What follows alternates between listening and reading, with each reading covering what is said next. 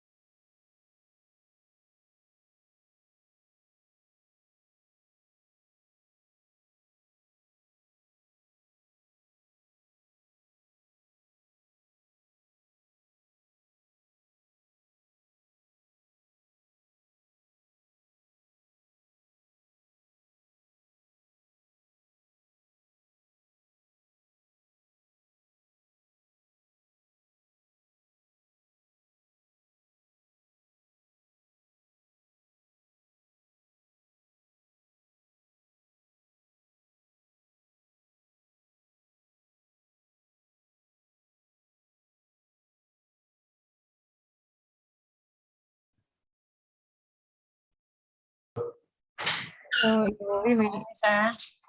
Ya, kita mau tes videonya udah oke, Bu. Mau pakai background virtual background, Bu, saya kirim. Ya, boleh. Dikirim di WA atau di sini? Di chatnya Zoom juga nggak apa-apa. Oke, ya Mbak. Nanti yang share screen dari Mbak Amanda itu kan ya? Dari Mbak Ananda, ya. Oh, ini ada interpreternya juga. So, Ada. I can choose ya? You can choose. Oh, English is preferred. Audiensnya kebanyakan dari mana ya, Mbak? Berarti dari Indonesia kalau nggak salah saya lihat daftarnya ya? Iya, tapi kalau karena semua member UCLG Aspak juga diundang, jadi yang dari luar cukup banyak. Sejauh ini di waiting room malah banyak juga nih yang dari luar. I see. Oke, Mbak. Thank you. Sudah terkirim, Bu, bisa langsung dites. Ya, aku abang. Makasih ya, Mbak. Sama-sama. Untuk Bu Wiwi saya rename depannya ya. Ada satu. Ya.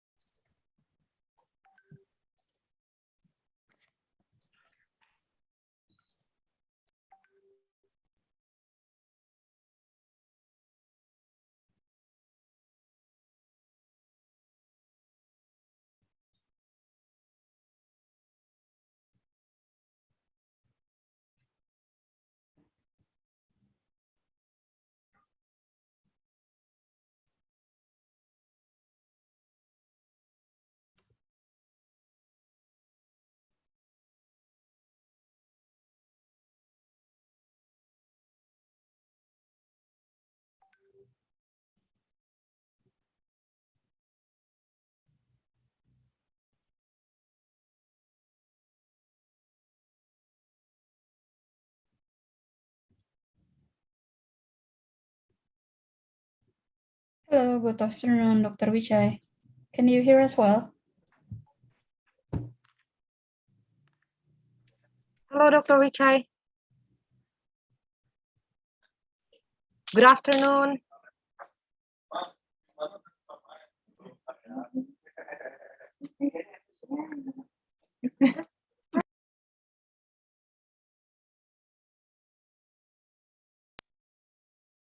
Dr. Wichai, could you please confirm if you can hear our voice?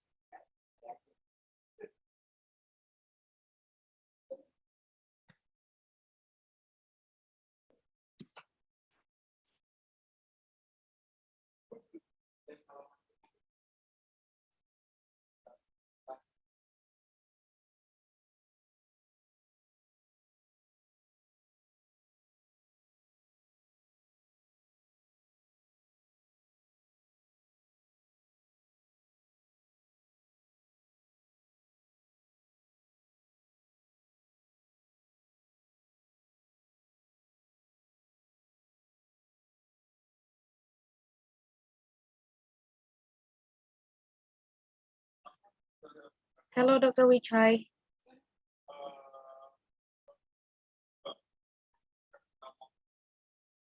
Could you please confirm if you can hear our voice so that we can check your audio and video before the event starts?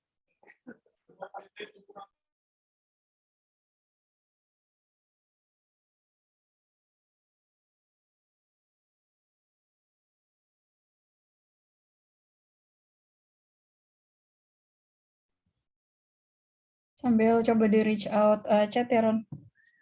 Oke.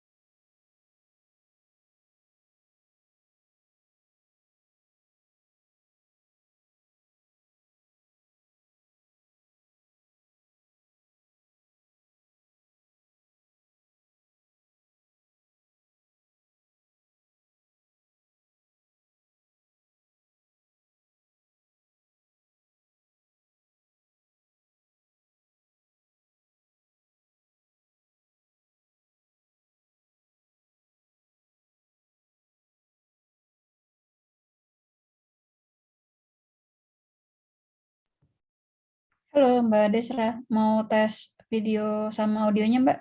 Halo, aku videonya dibuka. Oh iya, Suaranya udah oke belum? Suaranya suaranya juga udah oke, sip Mbak. Oke. Nanti dari Mbak Desra, PowerPoint-nya mau dari tim organizer aja atau Ya, Mbak Desra? udah ngasih ke tadi Nanda. Oh ya udah, berarti dari kita aja ya. Iya, iya Mbak. Sip Oke, Mbak. makasih Mbak. Iya, iya. Oke.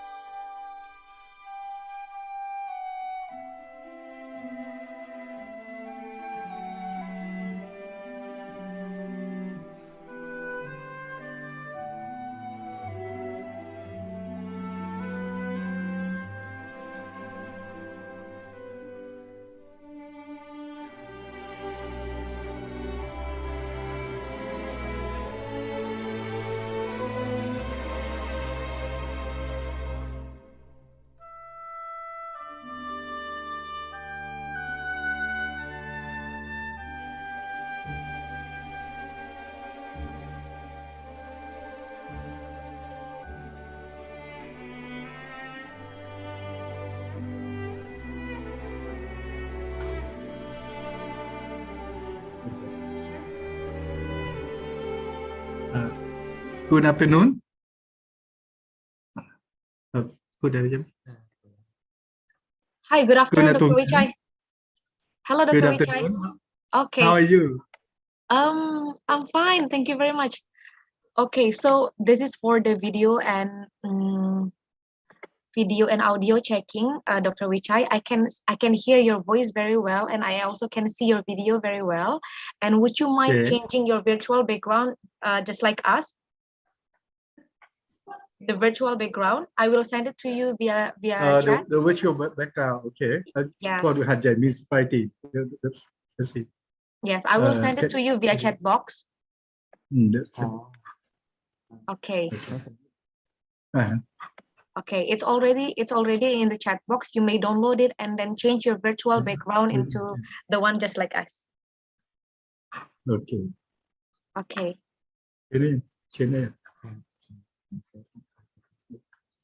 A few minutes. That is okay. And Dr. Wichai, I would like to ask another question. For your presentation, do you want to operate it by yourself, or do you want us, the committee, to operate it? I think I can operate by myself better when I speak, right? Yes. And it's okay. That is okay. That is okay. Okay. That's okay. Or you think you can slide maybe it's more appropriate, more convenient for you. We are okay with both. So if it is convenient for you to share it by yourself, it is okay. But if you want us to share it, it's okay. It's up to you, Dr. Wichai. I think maybe you can control Okay. the slide. We have only a few slides, about 5 or 6 slides. So Yes. So maybe did you get our slide already, right? Yes. We got it already, Okay. and we will be sharing it shortly, just for you to check. Oh, okay. Thank you. Okay. Thank you.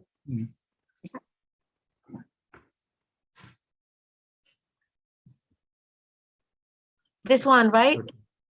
Right. Next. Please just give us code, just like you saying next. Next, if you want us to operate to the next slide. Okay. Yeah. Next. Okay. Okay. So you can change the slide. Okay. Yes. It's okay. Okay.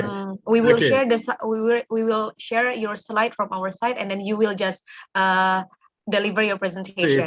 Say next, something like that. Next, Yes, and then you yes. change the slide. Yes. Okay. Thank you very much. Okay, thank you very much, Dr. Wichai. It's an honor for us to have you here. You are welcome. You are welcome. Yes, to share your experience to the participants here from. If you have a time next year, maybe come to visit Aceh, and we will go to visit you Indonesia. Oh, we would love to do it. I went to Indonesia 3 or 4 times, to Oh, Bali, really? to To Jakarta, and to Oh. Medan. 4 or 5 times already. I love in the countryside of Indonesia.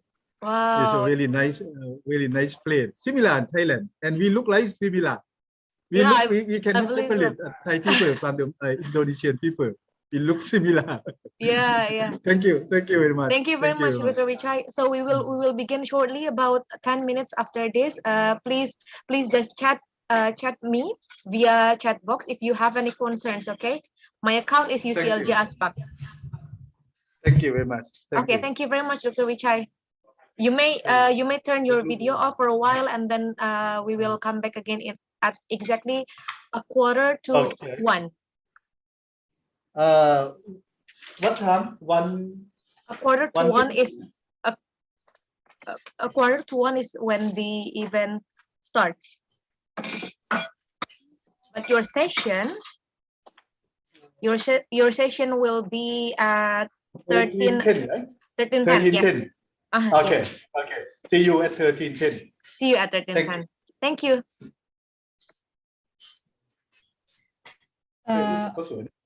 Mbak Rona, let's test for Pak Teguh Sambodo. Oke. Halo Pak Teguh. Assalamualaikum Bapak. Waalaikumsalam. Oke, Bapak, videonya oke, suaranya juga jelas. Boleh cek sekali lagi, Pak? Suaranya mungkin, Pak? Oke, bagaimana suara saya sudah terdengar? Oke, terdengar dengan jelas. Kalau misalnya suara saya, apakah Bapak bisa mendengar dengan jelas? Bisa. Oke, kalau gitu. Siap, Pak. Ya. Susun, nanti Bapak akan moderasi dari jam 12.50 ya, Pak ya? Nanti MC akan mulai sebentar, lalu nanti Bapak akan masuk. Ya, siap. Oke. Terima kasih. Terima kasih Bapak. Apabila ada pertanyaan bisa chat saya via chatbox ya Pak, atau nanti diinformasikan via WhatsApp juga. Ya, terima kasih. Oke, makasih banyak Pak Teguh. Ya.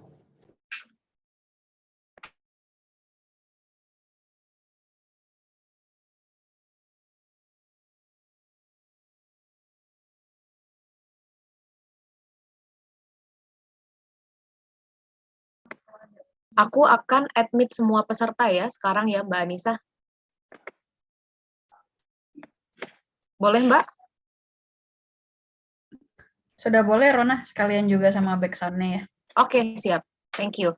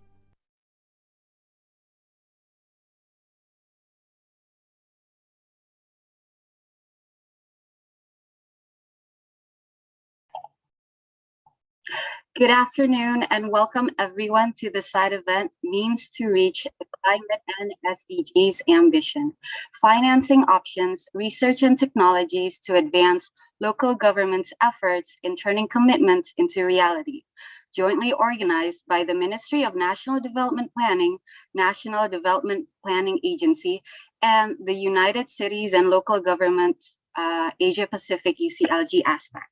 We will start with the opening remarks by the Acting Deputy for Maritime Affairs and Natural Resources, Ministry of National Development Planning, National Development Planning Agency, Mr. Arifin Rudianto. To Mr. Rudianto, the floor is yours.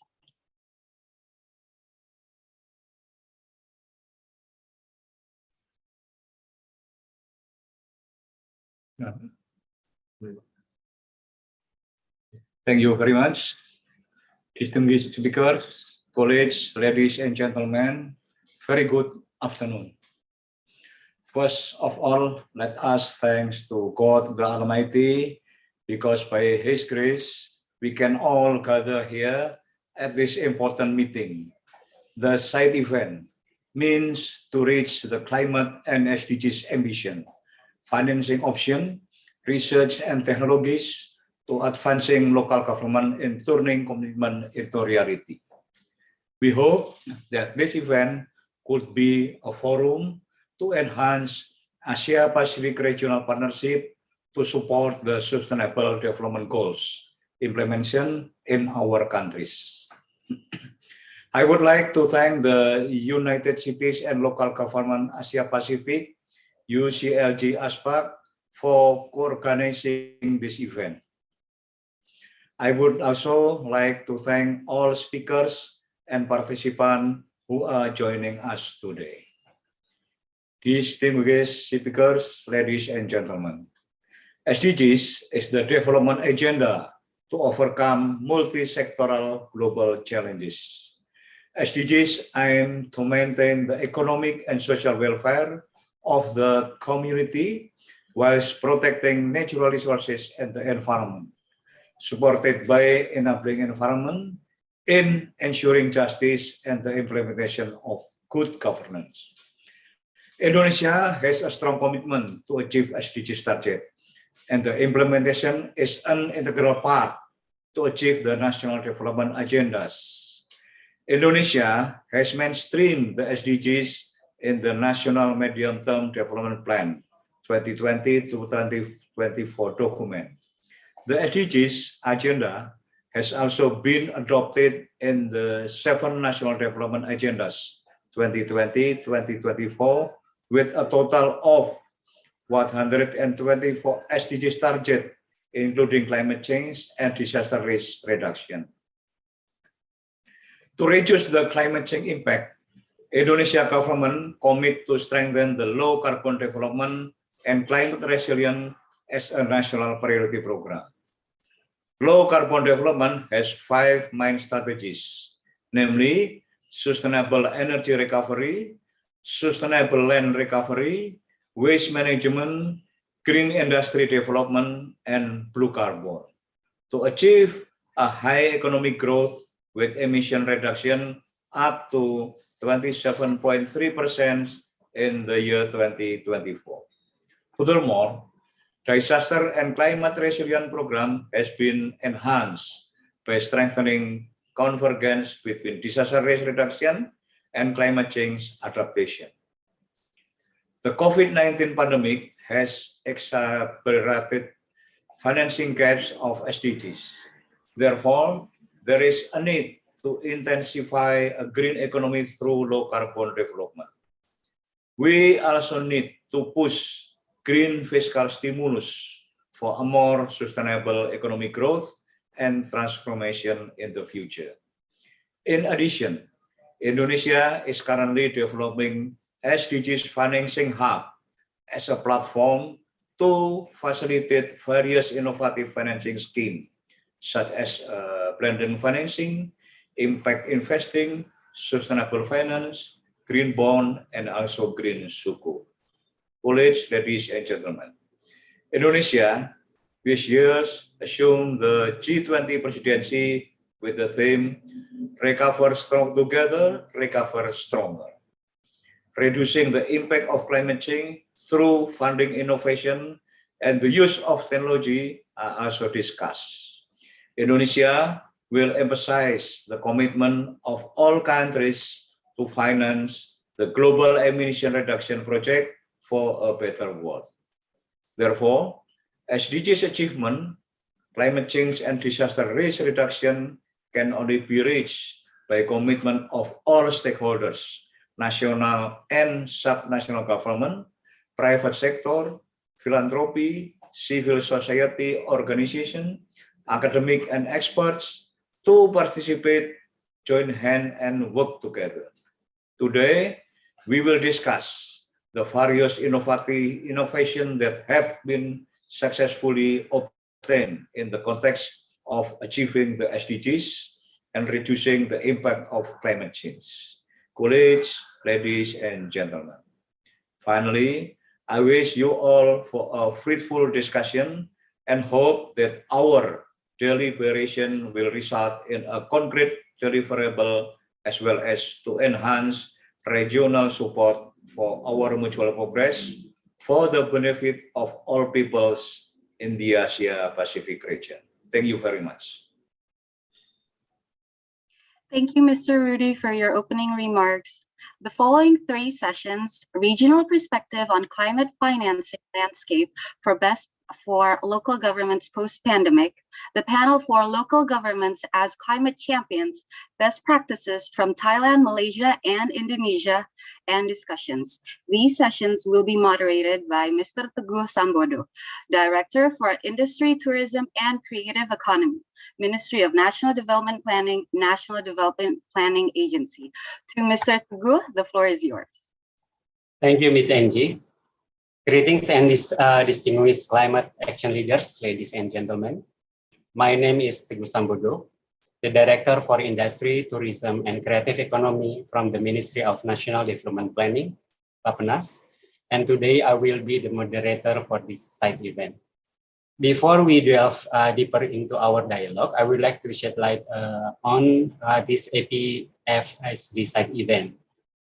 The last climate report published by the Intergovernmental Panel on Climate Change has given us a clear warning that the world will continue to warm in the short and long terms, and we are already experiencing the impacts of the changing climate. Despite a general consensus that countries have to achieve global net zero emission, it requires a massive and coordinated effort from all parts of society and transformation of all sectors of economy. COVID-19 has negatively affected subnational governments' finances. With the ongoing COVID-19 pandemic recovery, local governments have been forced to shift their priorities and reallocate their budget. The pandemic has slowed down the attainment of the Sustainable Development Goals. This includes the risk that the commitments to combat climate change has been given lesser priorities by many local governments in the region. Under the framework of the 9th APFSD with the theme Building Back Better from COVID-19 pandemic while advancing the full implementation of the 2030 agenda in Asia and the Pacific, we try to manifest the momentum and commitments made during the COP26 in Glasgow by initiating a side session titled Means to Reach the Climate and SDGs Ambition, Financing Options, Research and Technologies to Advance Local Governments' Effort in Turning Commitments into Reality. This side event will provide a high-level context on how COVID-19 impacting the SDGs attainment by local governments, financing options that could address the effort from local governments in facing the climate crisis and recovering from the pandemic, as well as understanding the enabling environment required at the local level. The side event will also focus on how local governments can mobilize resources to finance and to implement any initiatives and tools to ensure sustainability and resilience and better adaptation and to turn their climate commitments into action. At the end of the session, we expect to strengthen our collective commitment to continue reaching zero emission by 2050. Now we can turn to the first session, to setting the context of this side event, with the title Regional Perspective on Climate Financing Landscape for Local Government Post-Pandemic. Please welcome our first presenter, Dr. Mahesti Okkitasar, the Research Associate from the United Nations University Institute for the Advanced Study on Sustainability. Dr. Mahesti will deliver her presentation on the state of progress on localizing the SDGs and local responses to COVID-19. Dr. Mahesti, you have 5 minutes. Please, the screen is yours. Thank you so much, Pak Teguh. If I can have my slides being uploaded, please. So my short intervention today is actually taken from UNUIS and UCLG ASPAC joint report published last September. We conducted a study on the impact of COVID-19 on subnational governments in Malaysia, the Philippines, and Indonesia, to actually trying to understand their challenges in localizing the SDGs, their local financings, and some recommendations to address the short-term outcomes. So for today, I'll just focus a bit on the financing aspect of it. Next slide, please. So since the onset of the COVID-19 pandemic, we understand that many cities actually have struggled to manage their financial effect of declining revenue and increasing spending. So financing programs to achieve specific SDGs and monitoring and data collections are the two most impacted aspects of the SDG localizations that we got from our respondents. This is partly due to local governments shifting their priorities towards overcoming the health crisis. So healthcare, poverty, employment, and food security are the top three desired policy areas to address during the pandemic. This reprioritizing of the programs actually led to resources budgeted that initially for one purpose being redirected to address more pressing needs. On the side, it is very encouraging to find that despite the pandemic, cities are still pay attention to the SDGs and consider the SDGs as a pathway to recovery and future development. The majority of them agree that SDG 3, good health and well-being, should be highly prioritized for post-pandemic development policy along with SDG 1 and SDG 8. But on the other hand, we also found that the goals such as SDG 7, 12, 15, and 16 are among the lowest priority areas for the local governments. So we see the pandemic is actually have a chance to jeopardize the overall achievement of the SDG. Next slide, please. So the socio-economic crisis that linked to the COVID-19 has actually affected cities negatively in terms of their tax and grant revenues. Cities with public transit system, for example, they face revenue losses from commuting, and cities also differing a lot on their property taxes, utilities, and other fees. But this type of crisis is also unequally affect cities' government transactions. For example, cities who depends a lot on tourism and agriculture and forestry as their primary economic activities report more negative short-term financial losses than those cities who are primarily industrial or depends on goods and services. These pre-pandemic economic fundamentals and structural vulnerabilities are actually among the main factors that affecting local level performance during the crisis. And because also implementing the necessary large-scale tax and fee cut policies to ease the decreasing downward pressures on the local economy actually is not always possible because it can bring certain risks and challenges to the sustainability of the local finance. So we can say that the local COVID-19 crisis has actually amplified the local finance issues in terms of their lack of resources to finance and SDGs and the climate ambitions. So if it is not addressed early on, the negative impact can affect actually long-term finances of the local governments. Next slide, please. So on this last slide, some of the potential strategies that we have identified to actually can help ensure the financing for SDGs and climate in cities is including aligning short-term emergency responses with their long-term objective. And this is include the updating the local disaster risk reduction strategies and the climate adaptation plans and trying as much as possible to align the local budget with SDGs. We understand that the ability of cities to finance SDGs and the climate mitigation and adaptation is actually depends a lot to the large extent on the national and local enabling environments.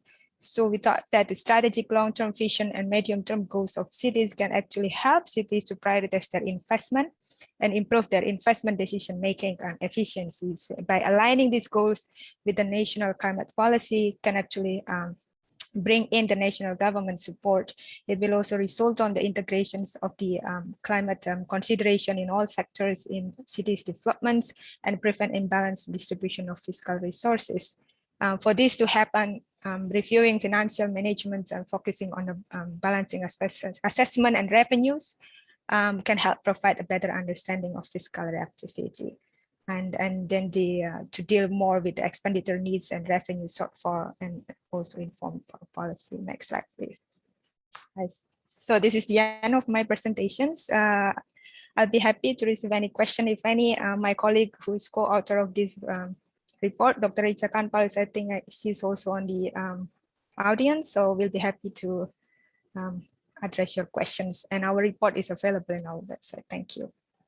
Back to you, Pak Teguh. Thank you. Thank you, Dr. Mahesi. Very insightful presentation. And now I would like to invite the second presenter, Ms. Desra Hilda Devriana from UCLG ASPAC and Global Convener of Mayors Southeast Asia Secretariat. Ms. Desra will present on climate financing landscape, and the next 5 minutes is yours. Okay, Thank you, Mr. Moderator. Very good afternoon. May I have my presentation, please?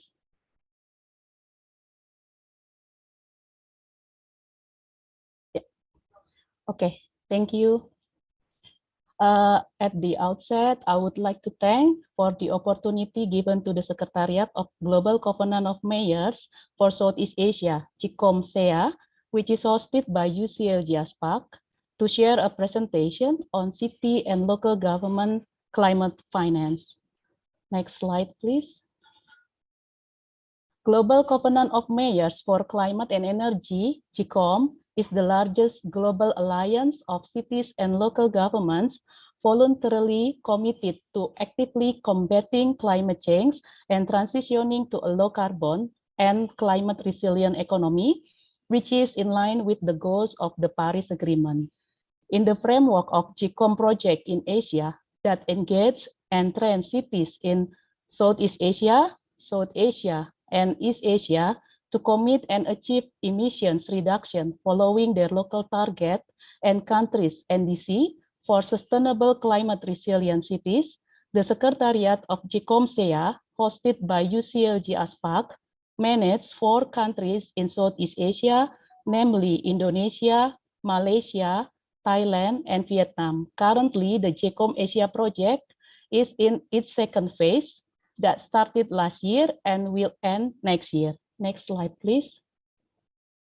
In terms of project activities, the GCOM-SEA Secretariat delivers technical assistance and capacity building for pilot cities to develop a climate action plan and to assist the implementation of projects from climate action plan. In this regard, the Secretariat supports innovative climate action of GCOM signatory or member cities, including pilot cities, to be financed for project preparation.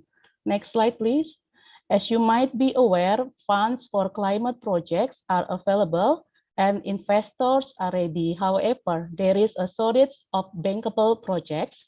A bankable project is not just profitable, it quantifies the projected positive outcomes such as social or environmental benefits, and has clear mechanism for implementation and evaluation. Project preparation facilities, PPFs, are used as means of developing bankable, investment-ready projects. A PPF may provide both technical and/or financial supports to project owners. Next slide, please. This matrix table provides a number of project preparation facilities that can be accessed by cities and local governments in Southeast Asia in particular.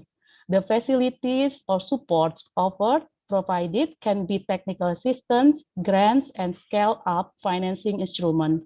Currently, there are 2 PPFs managed by GCOM partner, namely City Climate Gap Fund and Transformative Actions Program or TAP Fund. Next slide, please. Gap Fund, managed by World Bank and European Investment Bank, supports cities and local governments to transform ambitious city climate ideas into finance-ready projects. In this regard, Gap Fund supports with early-stage technical assistance for low-carbon and resilient projects and urbanization plans through city climate strategy development, capacity building, prioritization of investments, project concepts, approach to project financing, matchmaking with additional support, fill in other project preparation gaps, and delivering knowledge products and learning. Gap Fund is open all year round for application, and the result will be announced at the end of year. Now, the second PPF that is a GCOM partner is TAP Fund. TAP Fund supports local and regional governments transform their net zero emissions and resilient development infrastructure concepts into major, robust, and bankable projects ready for financing and implementation. So projects applying to TAP Fund have to fulfill the eligibility criteria such as submitter is local and subnational governments or their partners, as long as the local or regional government is a key stakeholder, in the project. The second, the project has been or is expected to be discussed and approved in the municipal council or similar level of decision-making body, and a resolution approving the projects has been adopted or is forthcoming. Next criteria, seeks funds for infrastructure investment. So TEPFAN exclude the development of plans, educational or awareness campaigns, and also public policies design. The next is criteria is climate project with the goal to accelerate net zero and climate resilient development, objective resulting in mitigation and or adaptation to climate change activities. So the upcoming call for application for TEPFAN will be in May. Before concluding our presentation, we would like to share the cities that are being assisted by the JCOMSEA Secretariat for implementation of project from their climate action plan by seeking support from TEPFAN. They are Muar City, Malaysia, regarding integrated solar farm with landfill gas recovery, Tam Kỳ City in Vietnam on energy efficiency and sustainability in public and private buildings, Kento City in Vietnam on low carbon and climate resilient agro-industry urban supply chains in Kento, and Malang City in Indonesia regarding waste to energy.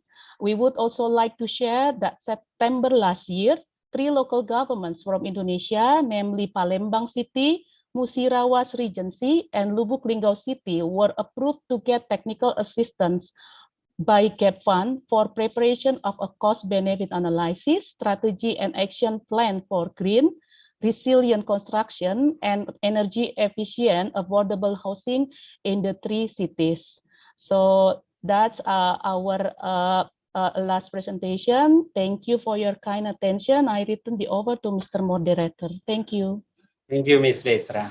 Now I would like to invite Professor of Urban and Regional Planning from Diponegoro University of Indonesia, Professor Wiwandari Handayani, who will deliver the 3rd presentation on financing of urban climate resilience. Professor Wiwandari, are you with us? Okay. The following 5 minutes is yours. Yeah, thank you, Leo. I just realized that the first session speakers are all women, except the moderator. Nice to have all women sessions, yeah. And thank you very much for inviting me to share some highlights. At this opportunity, I would like to talk about financing in urban climate resilience. As based on not only me as the researcher or lecturer in Urban and Regional Planning Department, but also my involvement as part of a city residence team in Semarang City. Next slide, please. Yeah. In the very brief version, I would like to highlight some term when we talk about financing and promoting climate resilience. The first one, as I have mentioned on the slide, is the importance on creating an enabling environment, and at the same time also building capacities for long-term implementation. I highlight this term because I believe that the coalition building, the inclusiveness, participatory of transdisciplinary actors becomes the backbone to ensure the transformative approach in promoting resilience. I believe that one of the challenges when we talk about financing in promoting urban climate resilience is mostly because we are trapped into a kind of short-term initiative and do not really integrate this short-term with long-term goals. So in this opportunity, I would like to raise our awareness when we think about initiative like maybe Bu Desra or Bu Mahesti has mentioned before. That I believe there are a lot of initiatives, but how we can ensure that all the initiatives have been planned, and then and the next implement by involving all the stakeholders, and at the same time not only involve, but we can create a kind of coalition to build a strong network to ensure the sustainability, and also to match this the short term with the long term goals in achieving the city vision, to achieve what we call as resilience. And I think it's also related to my second term that I would like to highlight in this opportunity is how the importance of integration and sustainability, because the transformative adaptive approach will be very important in the next decade when we talk about climate adaptation and promoting resilience. And I believe one of the important aspect when we talk about integration as to sustainability is our ability to present what I call as a solid business case. Ibu Desra, if I'm not mistaken, before has mentioned about the bankable, the important to create a bankable project and so on, and how to combine the finance by accommodate not only the economic part but also social environment, and how to combine this with the short-term needs and again with the long-term transformative ideas will be very important.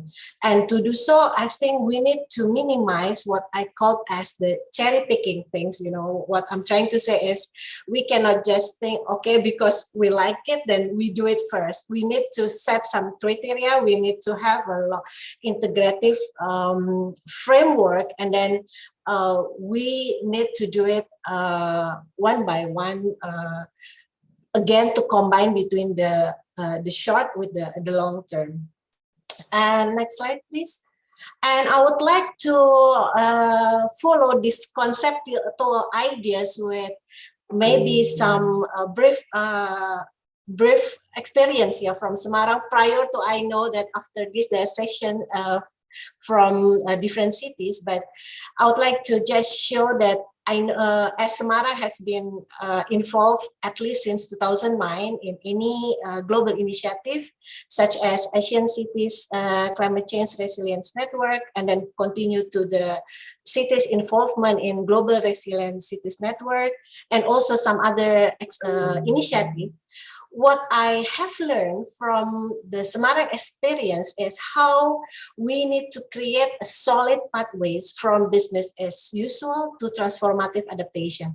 What I mean here that how we can bundling all the proposed strategies as a bankable intervention to ensure that this is not only a plan, but we can implement and we can operationalize it.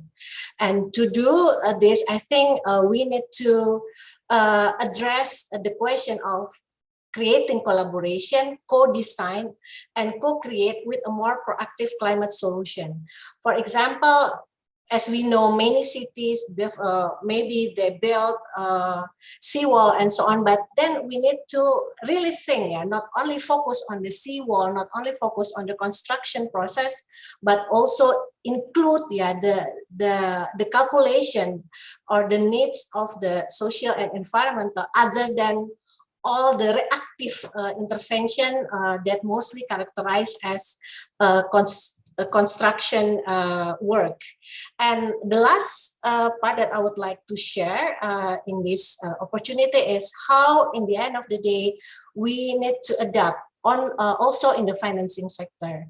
We need to optimize the role of financial institution. We need to move forward, not only based on the conventional funding, like maybe funding from the government, but also how to motivate government, local government to also develop kind of various opportunity for non-conventional funding to create PPP, public partnership, including the private sector, including maybe crowded funding from the community. Also, how to create a strong network with different donor agency.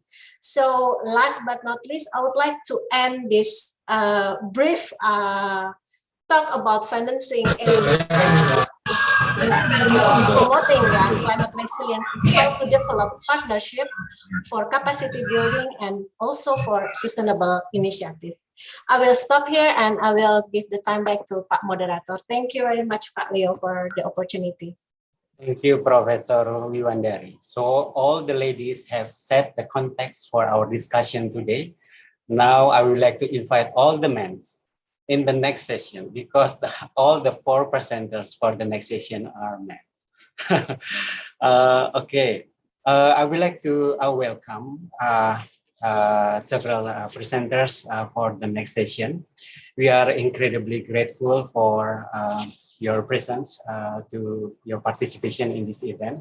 The context, the title for this, the following session is about local governments as climate champions, best practices from Thailand, Malaysia, and of course, Indonesia. I would like to raise some questions to the excellencies from local government. And before that, I would like to welcome Mayor of Kuala Lumpur, Malaysia, Mr. Datuk Seri Mahadi bin Cengah. And we have also Mr. Ibnu Sina, Mayor of Banjarmasin from South Kalimantan Province of Indonesia. And then we have Mr. Nasruddin Joko Suryono, the head of the Regional Development Planning Agency of the Special Capital Region of Jakarta, representing Pak Anies, the governor, Pak Anies Baswedan, the governor of DKI Jakarta. And we have also Deputy Mayor of Hat Yai City from Thailand, Mr. Wichai Kanchanasuwan. Now I would like to invite, the questions that I would like to raise to you all is how local governments can mobilize resources to finance and to implement climate actions in the face of COVID-19 pandemic recovery. What are the initiatives and tools applied by local government based on your experience to ensure sustainability and resilience? And how local governments adapting the lessons learned from the pandemic and also climate crisis situation to turn commitments into actions. Now I would like to invite Mayor of Kuala Lumpur, Mr. Datuk Seri Mahadi, to provide the comments. Your time is 5 minutes. Sambodo, the moderator, Your Excellencies, fellow panelists, distinguished participants, ladies and gentlemen. Assalamualaikum warahmatullahi wabarakatuh, and a very good afternoon to one and all. Permit me to extend my appreciation to the Ministry of National Development Planning of the Republic of Indonesia and the United Cities and Local Governments Asia Pacific, UCLG ASPAC, for the invitation to share on Kuala Lumpur's efforts towards achieving our climate as well as sustainable development goals ambitions. In Malaysia, we have witnessed an increasing frequency of flash floods, rainstorms, and landslides that have impacted several of our cities, including Kuala Lumpur, as you can see on the screen. As the economic driver of Malaysia, Kuala Lumpur's well-being colors the future of the nation as a whole. We have our aim set on Kuala Lumpur as Malaysia's capital city, becoming a carbon neutral city by 2050. Kuala Lumpur City Hall strives to create a sustainable, livable, resilient, safe, inclusive, and happy city for all. Importantly, we are committed to keeping our promise that no one will be left behind. In pursuit of this goal, we have ensured that our action plans are in step with current global sustainability movements. We have incorporated and align our action plans with the 17 SDGs. Ladies and gentlemen, mitigating the effects of climate change and building a sustainable city will not come easy, and it can be an expensive undertaking. To achieve meaningful progress in our climate action journey, it is pertinent that our actions are well supported by the right climate finance, good research, and innovative technology. I am pleased to share that the Malaysian government's 5-year Malaysia plan places green infrastructure as one of its main priorities. Nonetheless, we remain cognizant of the need for sustained planning, development, and funding to ensure that our projects continue to be viable. To that end, bringing climate action to the forefront is also a key aspect of the Kuala Lumpur Climate Action Plan 2050. We will be able to leverage on existing resources, funding, and finances, and promote cost savings through multifunctional solutions. At the same time, we have also placed importance on leveraging technology to shape a greener and more sustainable Kuala Lumpur. Key among our efforts include increasing the installation of solar PV systems on Kuala Lumpur City Hall owned buildings and facilities. Furthermore, we also utilize solar panels as a source of energy for some of our city bus stops while providing electric bus services within the city. All the sodium streetlights in Kuala Lumpur have also been replaced with LED lights to significantly reduce carbon emissions. Ladies and gentlemen, while these efforts help to build visibility on sustainable energy and set a positive example for the public, support from stakeholders is also needed to further drive meaningful change. We have worked with private companies to install solar PV systems, in addition to exploring the development of large-scale solar farming projects in our city. All right. To further encourage sustainable practices within the private sector, real estate developers are mandated to utilize at least 30% of renewable energy in their projects. Testament to the efficacy of these regulations are IKEA Ceras, the Duke Toll Plaza, and Chonghua Secondary School, Jalan Ipoh, as shown on the screen. The use of technology has also played an important role in our effort to spread information and awareness on SDG initiatives in Kuala Lumpur. Additionally, to further our SDG mandate, we established the Kuala Lumpur SDG Center's digital twin, as you can see on the screen. This SDG Center provides a digital platform to disseminate information by showcasing learning and sharing of Kuala Lumpur's SDG implementation. Ladies and gentlemen, while we have made significant progress, there is a lot more to be done, be it securing good community buy-in, building our knowledge on sustainable solutions, or financing green infrastructure. These challenges need to be addressed strategically. Indeed, a mutual agenda for climate action and growth can provide many economic opportunities, including greater markets for low-emission infrastructure, technologies, and services. We are now beginning to see an acceleration in terms of climate action. As Mayor of Kuala Lumpur, I would like to emphasize that we are firm in our commitment to mitigate climate change for the sustainability of Kuala Lumpur. With that, thank you very much for the time. I hope that this has been a beneficial session for all. Thank you. Assalamualaikum warahmatullahi wabarakatuh. Terima kasih, Bapak. Thank you, Thank you. Mr. Mayor, for your sharing. Now I would like to invite Pak Nasruddin Joko Suryono, the head of the Regional Development Planning Agency of Jakarta. As we have heard about the lessons learned from Kuala Lumpur, and we would like also to know the strategy that has been implemented by DKI Jakarta. Your time is 5 minutes, Pak Nasruddin. Okay, thank you. Assalamualaikum warahmatullahi wabarakatuh. Good afternoon, ladies and gentlemen.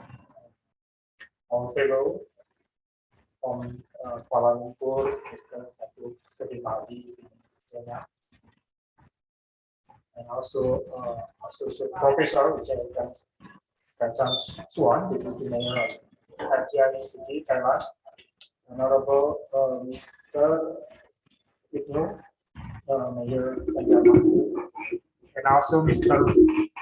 Samudro, Director of the Industry, Tourism and Creative Economy, National Development Planning Agency, Bapanas. We present Jakarta condition nowadays. Jakarta is still center of 1/4 Indonesian trade and services. It contributes to around 17% of national GDP, and both the administrative and political center of Indonesia. As the nation of capital city, Jakarta is developed into center of economy, business, technology, art, and science. Jakarta has a population more than 10.5 million people and more than 30 million people Greater Jakarta metropolitan area. It has area of 661 square kilometer on the administrative boundary of DKI Jakarta itself, and 6,437 square kilometer for Greater Jakarta metropolitan area. With the global temperature rising, plenty of coastal cities face a growing risk of flooding due to sea level rise.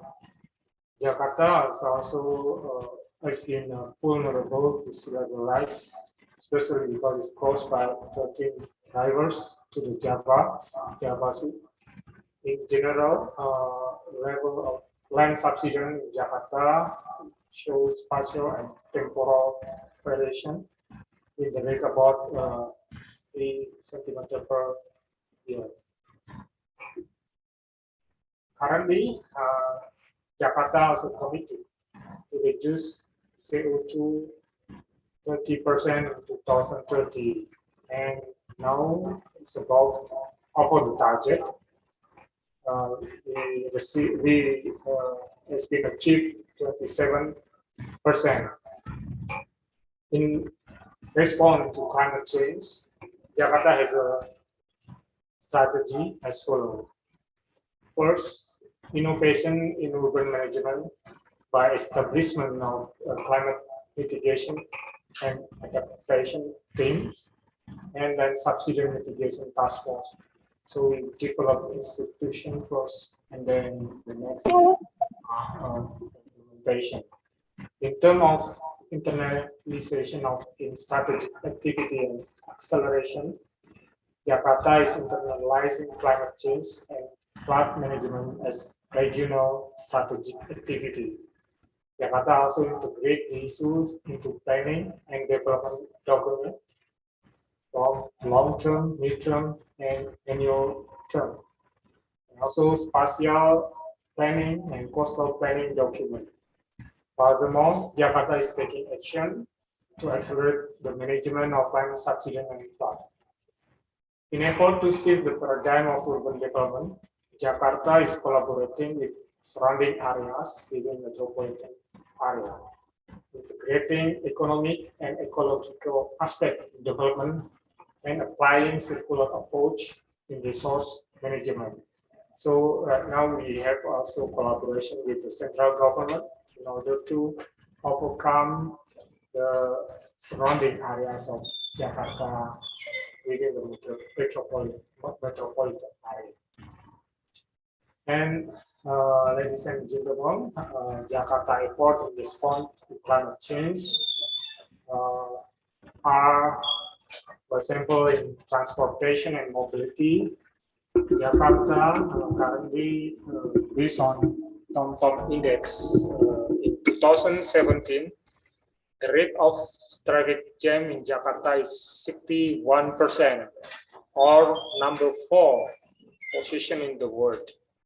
In 2018, the rate of traffic index is 53%, or number 7 in the world. And in 2021, now it's decreased compared with the previous years. In 2021, the rate of traffic jam is 34%, and the position. Nasruddin, I'm sorry, 46. Your time is up. Yeah. Yeah. Could you continue? Yeah. Okay, thank you. And the rest, we also develop the waste and water management, and also we develop electricity and improvement waste management coverage, and seawater reverse osmosis in Kepulauan Seribu, and also increasing bike path and bike sharing, and transition to electric bus. Nowadays we have 30 electric bus in Jakarta, or maybe around 100 electric bus in 2020. Jakarta has committed to allocate budget in low carbon development for climate resilience and internalize the issues into action plan on regional development plan. Lastly, we thank you for all the panelists and participants of this event. This is all what I can convey in this time. Thank you very much for your attention. Assalamualaikum warahmatullahi wabarakatuh. Waalaikumsalam warahmatullahi wabarakatuh. Thank you, Pak Nasruddin. Now I would like to invite Mr. Wichai Kancanasuwan to present the lessons learned from Hai Chai City, Thailand's national winner of WWF City Challenge. You have 5 minutes, Dr. Wichai. Thank you. Good afternoon, distinguished guests, ladies and gentlemen. On behalf of Hat Yai City Municipality from Thailand, it gives me a great pleasure to present at this meeting. The environment is perhaps the most pressing problem. There exists a strong connection between urban quality of life and natural resource management. Our Prime Minister said at the UN Climate Change Conference on UK 2021, Thailand aims to reach carbon neutrality by 2050 and net zero greenhouse gas emissions by or before 2065. To urgently tackle the issue, as Thailand is one of the top 10 countries in the world most affected by climate change. Next, Hat Yai City Climate Action to achieve zero carbon. We set the goal to expansion of the city clean area from 36% to 40%. And we set our objective to be 10% reduction in greenhouse gas release in the city. Hat Yai Clean City Action Plan, so we developed Hat Yai City Municipality toward a clean city, low carbon city, disaster resilient city, and smart city. We call smart environment. To fulfill the goal, Hat Yai greenhouse gas inventory. When we look back the data, next please. Our problem about the greenhouse, we have about 500,000 tons of carbon dioxide equivalent, about 300,000 stationary energy, and about more than 200,000 for the transportation. And from the waste, about 1,600. ton of carbon equivalent. So we need to solve this problem by, for example, for the stationary energy. Next, please. The participate with Thailand voluntary emission reduction program. Next slide, please. Next slide. Okay. We street lighting replacement, we had changed about 1,000 bulb from 4,546 bulbs to about 26%. And we sold the carbon credit about 1,000 ton of carbon dioxide equivalent to the Germany, EU. It costs about €8 per ton. So we can reduce about 1,000 ton carbon dioxide equivalent per year. We intend to replacement 100% for the street light by the LED. Next slide, please. We plan about the transportation. We know one of the problem emission come from the transportation. We support EV bus, EV tuk-tuk, and EV car, and we support to EV conversion, EV charge station supporting, and EV train if we can do. Right now we finish our program about monorail project. I mean EIA, Environmental Impact Assessment by the Songkhla Provincial Administrative Organization support.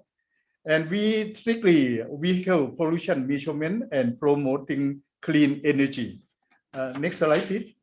For the waste to energy, we have a waste generation rate about 298 tons per day. And we have a recycle and reuse about 128 tons per day. And so the way we change to the energy about 170 tons per day and generate electricity about 6.5 megawatt. So we can reduce about 6,000 tons carbon dioxide equivalent per year. We try to increase clean space in the city by conservative and conservation and restoration of a Khao Kho Hong area. Increase clean space in the city, such as the pocket park, the garden. Educate students to conserve the environmental and energy.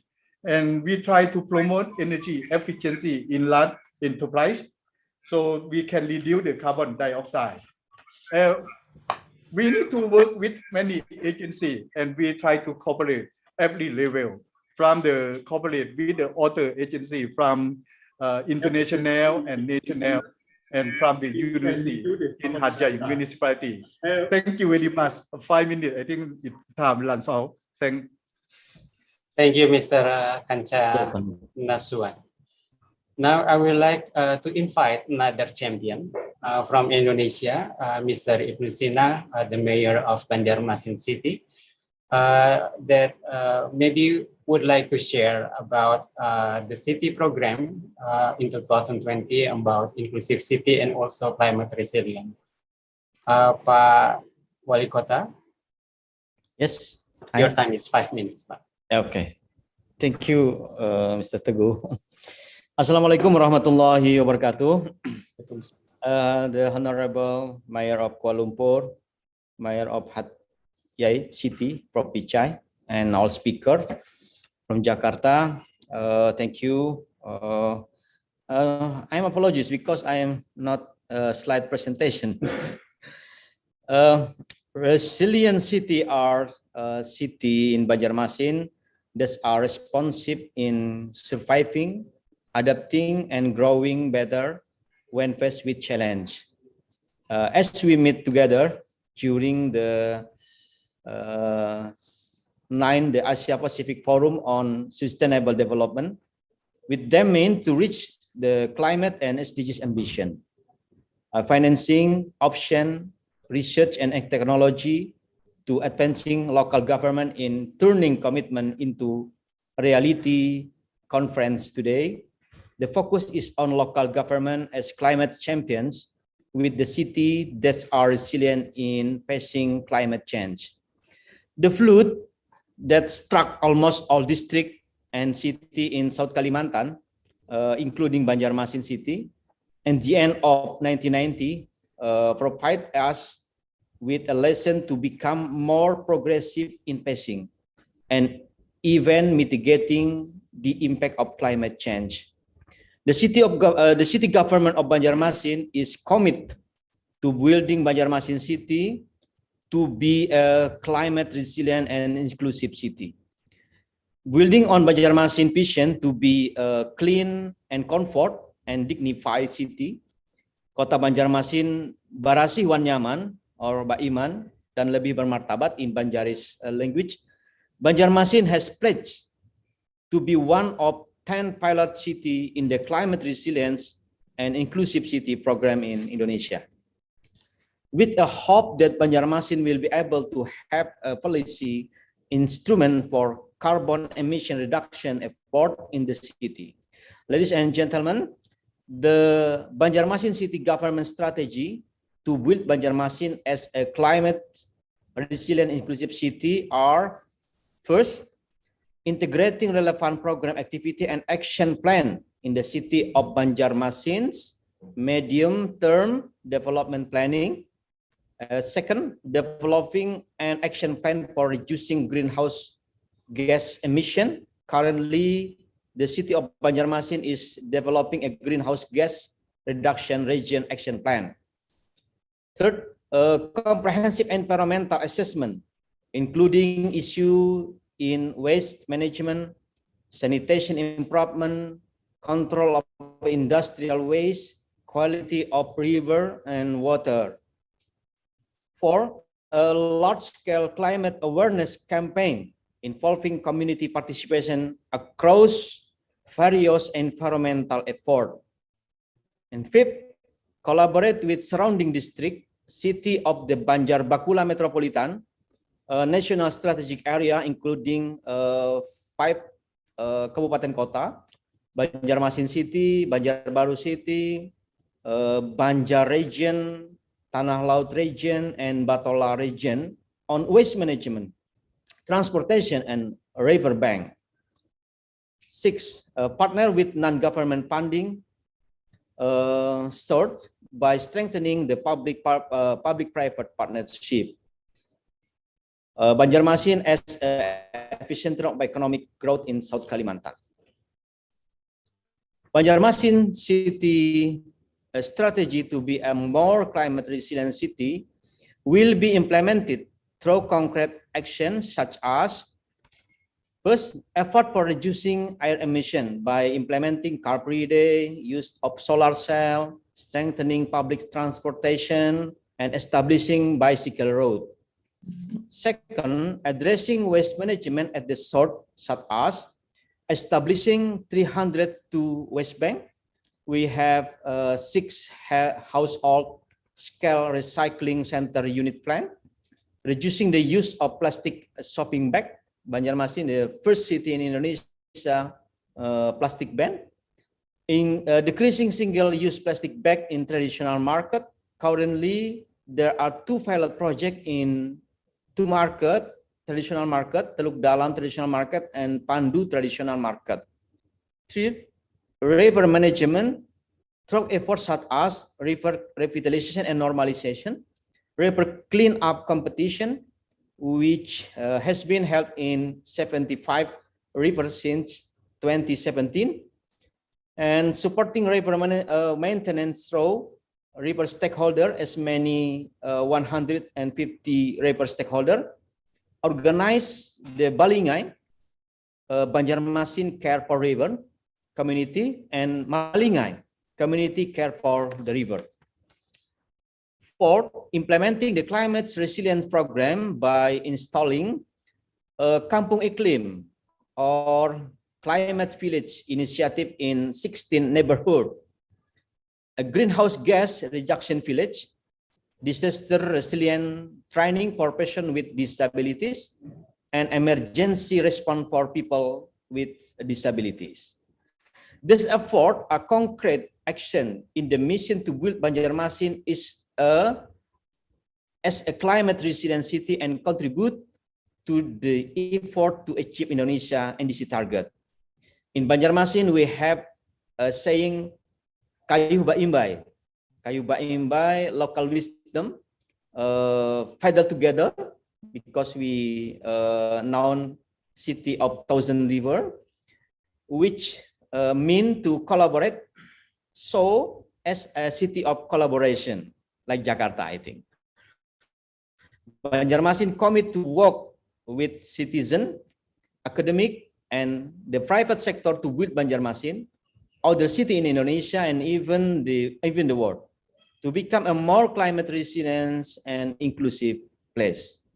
May this conference be a platform of knowledge, commitment, and collaborative spirit that we can work together to face this uncertain time. Thank you very much. Peace be upon you. Terima kasih. Assalamualaikum warahmatullahi wabarakatuh. Thank you, Mr. Mayor. Now all the presenters have shared their experience based on their cities. Now I would like to invite two discussants. The first one is Ms. Yulia Suryanti. She is the Deputy Director for the Monitoring of Mitigation Implementation from the Ministry of Environment and Forestry of the Republic of Indonesia. And then the second one, Mr. Dudi Rilyadi. He is the Senior Policy Analyst of the Center for Climate Finance and Multilateral Policy from Fiscal Policy Board, Ministry of Finance, Indonesia. Now I would like to invite Ibu Yulia to have your short comment about 3 minutes and then continue with Pak Dudi, another 3 minutes. Time is yours, Bu. Yes, thank you. Thank you, Bapak Moderator. Good afternoon, ladies and gentlemen. Assalamualaikum warahmatullahi wabarakatuh.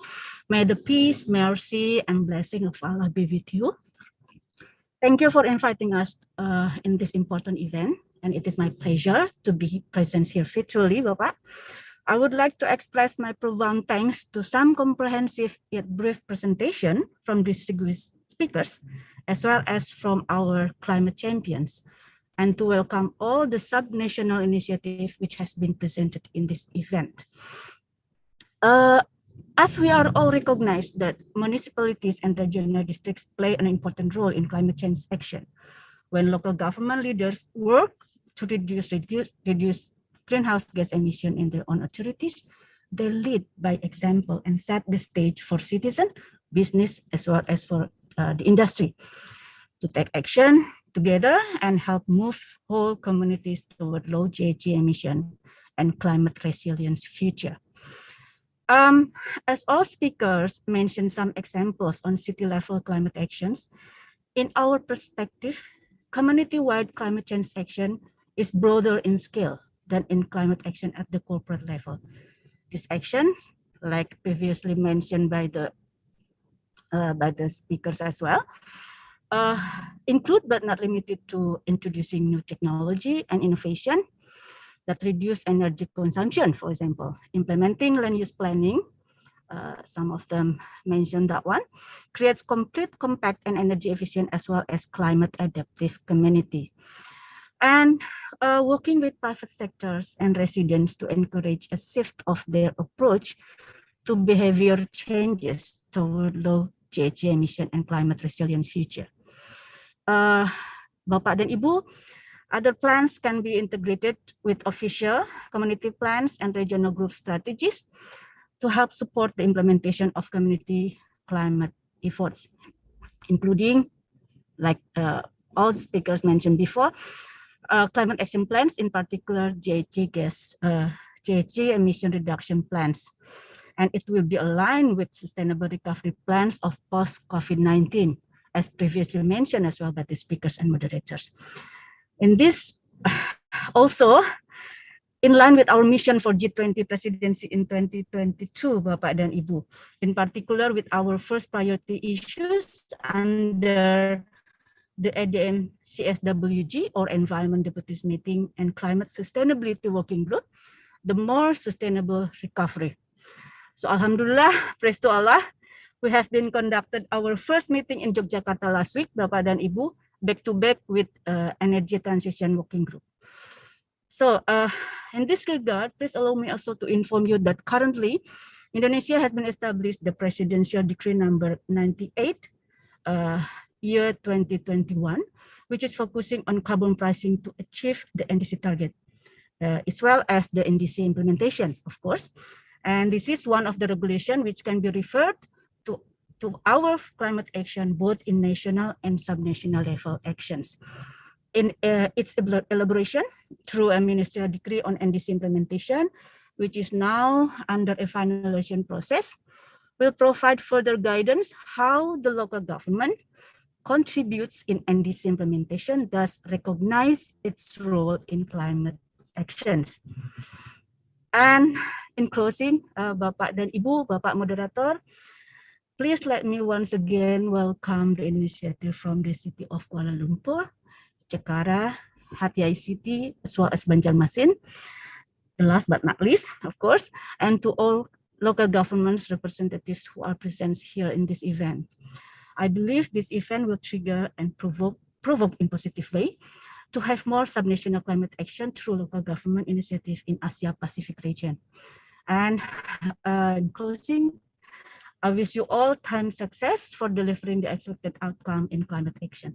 Thank you, Bapak. I hope I'm not exceeding the time allocation. Thank you. Thank you, Ms. Yulia. Now I would like to invite Pak Dudi to provide the commentary. Terima kasih Pak Teguh. Excellencies, Mayor of Kuala Lumpur, Deputy Mayor of Hat Yai City, Thailand, Mayor of Banjarmasin City, and my good friend Kepala Bapeda Jakarta, and my colleague from the Ministry of Environment and Forestry. Thank you for inviting us, and thank you for having me. We've heard the experience from two climate champions in Indonesia, DKI Jakarta and Kota Banjarmasin. So how can the Minister of Finance help the regional government to achieve their targets? Though this will be my focus of discussion. The Minister of Finance is developing the so-called climate change fiscal framework. This is the one of the government's implementation framework documents for implementing climate change commitments, focusing on the financing and fiscal side of climate action. So what is the objective? The objective of CCFF is to overcome, of course, the challenges posed by climate change, a strategy to mobilize and direct flow of funding for the purpose of climate mitigation and adaptation. CCFF is designed to address this climate finance planning, budgeting, and coordination challenges.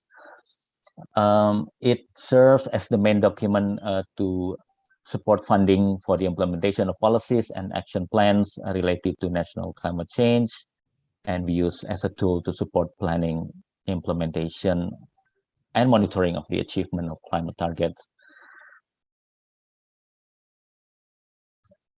In terms of scope, CCFF is designed to align the climate policy framework with processes and workflows for budgeting, financing, and reviewing the impact of funding to ensure conformity with the national climate change financing strategy and vision, and to have an impact on the achievement of climate target, NDC, and sustainable development goals. So it's comprehensive, include public and private sector funding, domestic and international, mitigation, adaptation, and covers all bureaucratic administrative processes in a fiscal policy implementation. So it's built on 5 approaches: projection of climate finance needs, analysis of historical trends, supply and needs for climate change, analysis of domestic public source of climate finance, analysis of international public climate finance, analysis of private climate finance, and analysis of regulatory effectiveness in addressing the challenges of green investment in Indonesia. And lastly, a review of climate governance, including the analysis of coordination, key tasks, and institutional functions. Secondly, as I was asked by the Bapenas, how the regional government can access climate finance. Domestically, if I could cite a figure, the result from our budget tagging from 11 regional government in 3 years, from 2017 to 2020. On average, the budget for climate change amount to 3.01 trillion per year, and for mitigation 1.1 trillion per year, and adaptation is 1.82 trillion rupiah per annum.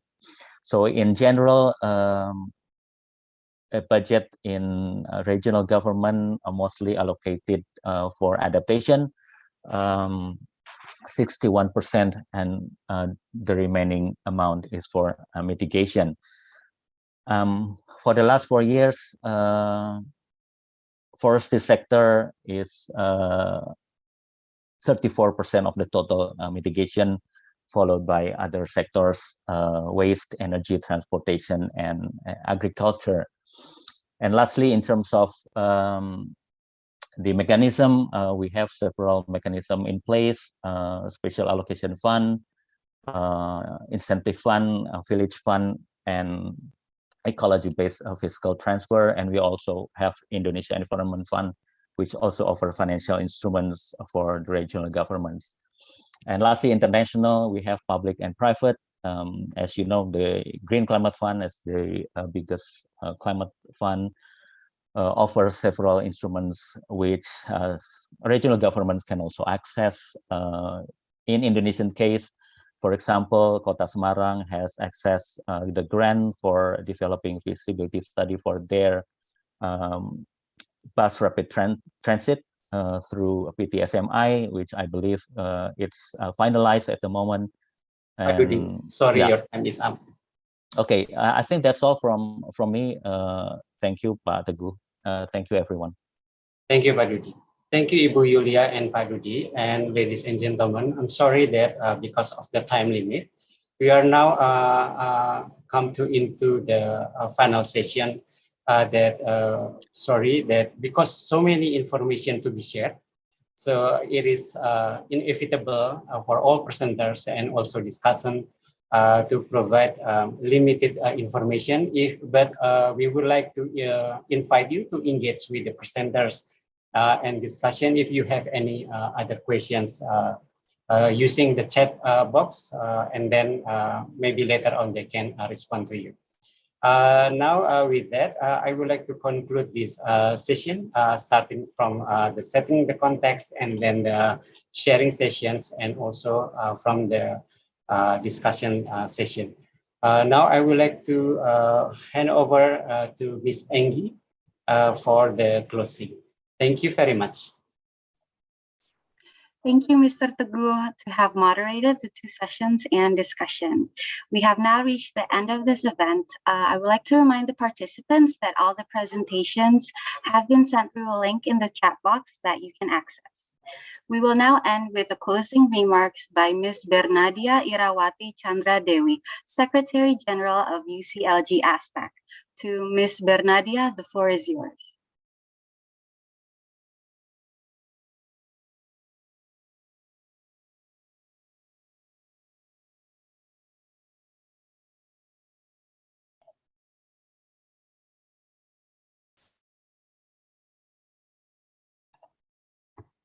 While waiting for Ibu Berna to come, we may proceed to the question and answer session. First, Mbak Anggita, Pak Teguh, please, Pak Teguh, over to you again.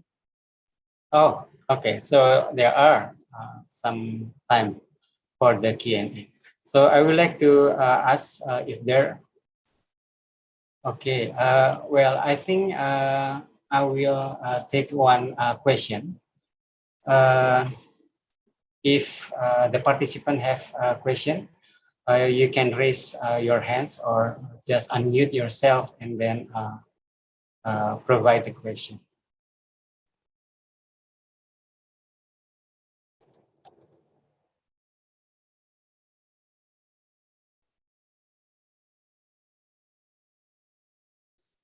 So if we are following all the presentation and discussion, it seems that many key points, including innovation, how we can promote innovation, how we can improve the planning aspect of the climate change, and also how we can improve the feasibility to provide the showcase for the community and also other parties to buy in the concept. So if you have any question, we have one question opportunity for participants. If you have any questions or require some confirmation about some information that has been shared by the presenters. There is one question on the chat box, Pak. Okay. What Rahman specific? Kurnia. Okay. Thank you, Pak Rahman Kurnia. The question is, what specific strategies are implemented in your city that are innovatively different from other cities? Could your city achieve net zero emission without leaving any carbon emissions in the city's activities? So, Pak Rahman Kurnia, it seems that the question is directed to all cities that have been presented in the session. First, maybe I would like to ask Pak Nasruddin. Is there any specific strategies that are implemented in DKI Jakarta to achieve zero emission? Okay, thank you, Pak Teguh. Actually, in Jakarta, we have a strategy that included we include the strategy into spatial planning. For example, we have detailed spatial planning that we focus on transit-oriented development. Before, we only care about car-oriented development. It means that the area or the street that around car-oriented development, the center will be there. But right now, we promote transit-oriented development. This is the first. And then the second, we promote electric vehicle. We promote public transportation first, either the car or electric vehicle. Why? Because like bus electric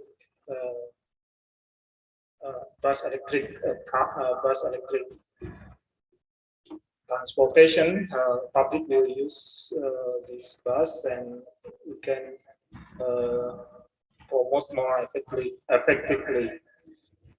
And as you know that the contribution of pollution is the number one is on transportation.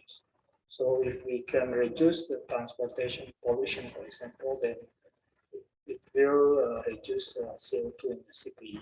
And we hope that in this year, around 100 bus transportation, we will shift to the electric bus.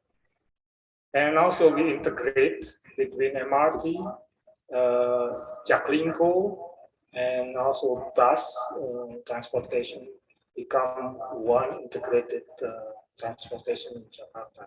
Not only physical, but also the ticket.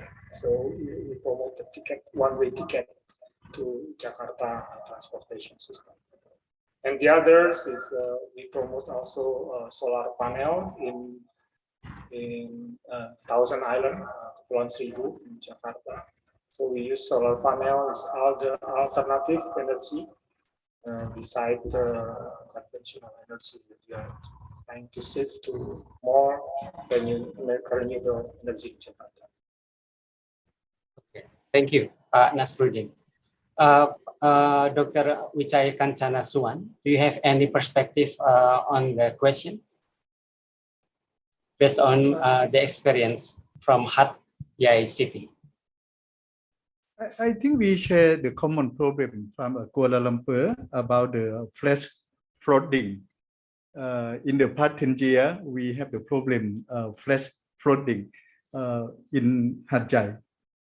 And we try to educate our students and the people in the community to understand about the global warming is a global warning. So we support in terms of educate to the general population to understand the Hat Yai municipality need to allocate some budget to tackle the problem of emission greenhouse effect. We put the first priority to solve this problem. So we move our city to be the clean city and learning city. We apply to UNICEF as a learning city. So we are concentrate to educate to the student and the population to understand what we do for our city, for safe city in the future. Thank you very much. Thank you very much, Mr. Wisnu. Now I'm hand it over to Ms. Anggi for the closing. Thank you very much. Thank you, Mr. Teguh, to have again moderated the two sessions and discussions. So we will now end with closing remarks by Ms. Bernadia Irawati Chandra Dewi, Secretary General of UCLG ASPEC. To Ms. Bernadia, the floor is yours. Thank you very much. I hope you can hear me. Okay. You can hear me, right? Okay, great. Yeah, very good afternoon, good morning, greetings from UCLG ASPEC Secretariat here in Jakarta. Let me first congratulate everyone for completing this session very successfully. Of course, I should thank the moderator, Pak Teguh Sambodo, for excellent moderation, and of course thanks to all the speakers, distinguished speakers, and participants for active participation and discussions. I think we have discussed a very important subject here, and as we are all aware that national and regional governments are now facing what I call it as triple challenges.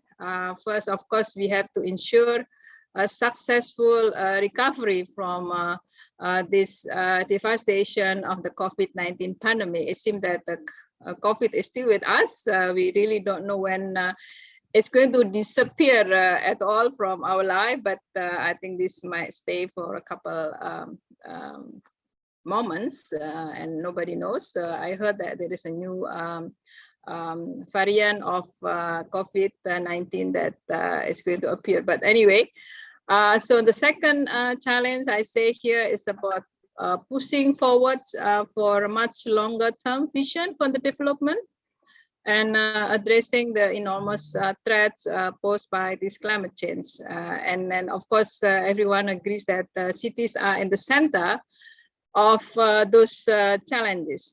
So from the first half of the session, I think we are all aware that to address those challenges, we really need to collaborate, to work faster, and importantly, to work smarter towards this rapid recovery. And we have only 8 years to attain this SDGs target by 2030. So this SDGs framework, of course, offers opportunities to work towards a greener, inclusive, and resilient recovery.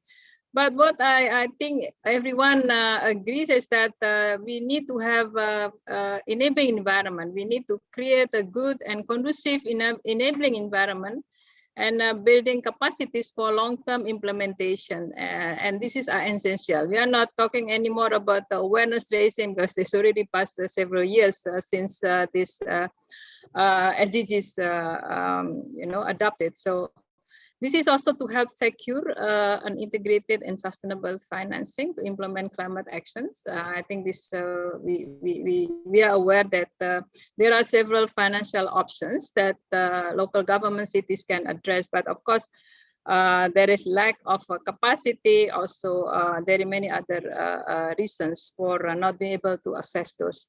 So with this supporting enabling environments and with the external supports from various international organizations and networks, through these partnerships and collaboration, this can also help cities and local governments in internalizing the knowledge and sustainable initiative. We have a lot of platforms we can use for sharing these best practices and good practices. And of course, UCLG, ASPAC, in which the secretary is in here in Jakarta. We are very happy and committed always to expand this collaborations and focusing on this sharing of best practices, especially also in increasing the capacity of local governments.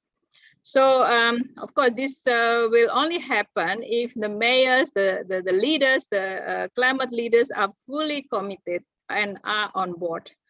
So while ensuring the local authorities, academicians, CEOs, CSOs, and business sectors talk each other. I think this is very important subject that we always understand. This is related to SDGs number 17, the importance of collaboration and partnership. So let's hope that this, and I really hope that this side event is useful for everyone to share and learn from each other, and let's make much concrete actions. Hopefully we can do, of course, together, so that we can further promote joint efforts towards zero emissions, zero poverty, and stronger and rapid recovery together. Let me conclude once again by thanking all the speakers, the moderators for excellent intervention, excellent contribution, and of course to Bapenas for collaborating with us for this excellent site in, and of course thanks to our MC today. So wish everyone a good day, and please also join us later in the other session that UCLG ASPAC is organizing together with UNESCAP. So terima kasih. See you again in the maybe in the few hours. Thank you. Terima kasih. Back to MC. Continuous receive from. Hello, can yeah. Yes. Thank you, Ms. Bernadia. We have now reached the end of this side event. Thank you for all the speakers discussing, Pak Teguh for moderating, Pak Rudy and Ms. Bernadia for the remarks. Thank you all to the participants who attended and those who contributed to the side event today. Have a good day, everyone. Thank you. Terima kasih. Thank you very much, everyone. Thank you. Bye. Thank you. Terima kasih. All the PowerPoint materials are available. Thank you, Terima Dr. kasih, Wisai. Pak Wisai. We have already photo session, right, colleagues? Oh, good. We did it. We did it. We did it. In the meantime, okay, that's fine. There was no specific time, but we got all speakers' pictures, of course. Okay, great. Okay. Okay. Thank you, everyone. Bye Bye-bye. Bye. Thank you very much. Bye-bye.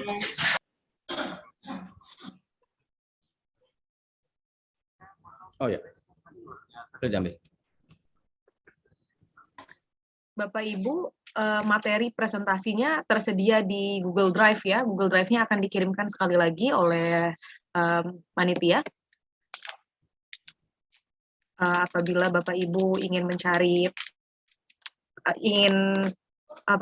mendapatkan presentasinya, bisa di-download langsung dari Google Drive.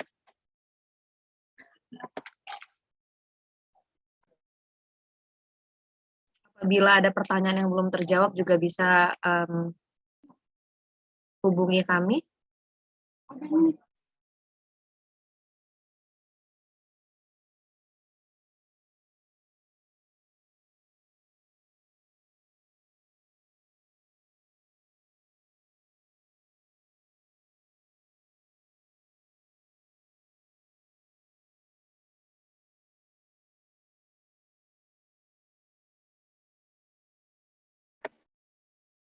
Halo Bu Lia, ketemu lagi Bu. Senang sekali. Hai Bu. Alhamdulillah baik. Mbak Nanda, punten tadi saya masukkan ya catatan aja. Ya, makasih ya. Iya, sudah saya catat. Terima kasih Pak masukannya. Sama-sama. Terima kasih banyak Pak Hulfi. Waalaikumsalam. Kami izin mengakhiri event ini ya Bapak Ibu. Terima kasih banyak. Wassalamualaikum.